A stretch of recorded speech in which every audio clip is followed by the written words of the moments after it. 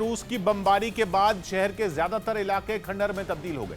हमले के बाद की कुछ तस्वीरें भी सामने आईं, जिसमें कई इमारतें पूरी तरह बर्बाद नजर आईं। रूस के हमले कितने जोरदार रहे होंगे, इसका अंदाजा टूटी बिल्डिंगों को देखकर लगाया जा सकता है। कई इमारतें तो बमबारी के बाद जली दिखी और शहर के कुछ हिस्सों में सन्नाटा पसरा नजर आया। वहीं रूसी हमले के डर से बोरोदियांका के कई लोग अपने घरों को छोड़ते दिखाई दिए। सामान एक एक करके घर से बाहर निकाल कर कहीं और रहने की अब जो व्यवस्था है वो की जा रही है। यही नहीं, जो लोग शहर में फंसे हैं उन्हें खाने पीने की चीजों के लिए तरसना पड़ रहा है। हालात ऐसे हैं कि राहत सामग्री भी अब कम पड़ने लगी है। सामने आई तस्वीरों में मदद पाने के लिए लोगों की लंबी कतार दिखाई दी। सभी अपनी बारी का इंतजार करते नजर आए।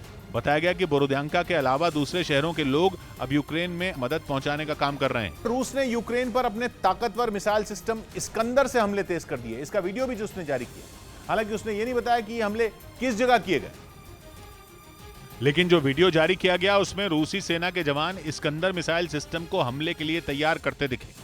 और सभी तैयारियां पूरी होने के बाद जैसे ही गाड़ी के अंदर बैठे एक जवान ने कुछ बटन दबाए, सिस्टम में लोड की गई मिसाइल लॉन्च की पोजीशन पर आ गई और फिर तेज रोशनी उठने के साथ ही मिसाइल ने तय टारगेट की ओर उड़ान भरनी शुरू कर दी।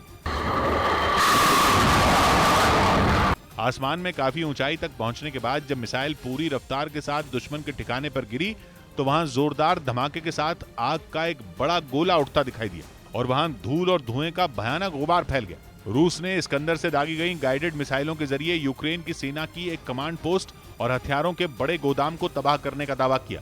उधर यूक्रेन की सेना ने मिसाइल से हमला कर रूस की सेना के एक ट्रक को ध्वस्त कर दिया।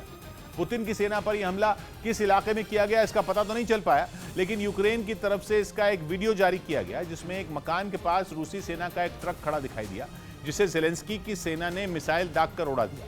मिसाइल के गिरने के बाद वहां जोरदार धमाका हुआ। धूल और धुएं का गुबार आसपास के इलाके में फैल गया। इस हमले में रूसी सेना के ट्रक के साथ उसके बगल में मौजूद मकान भी धराशायी हो गया।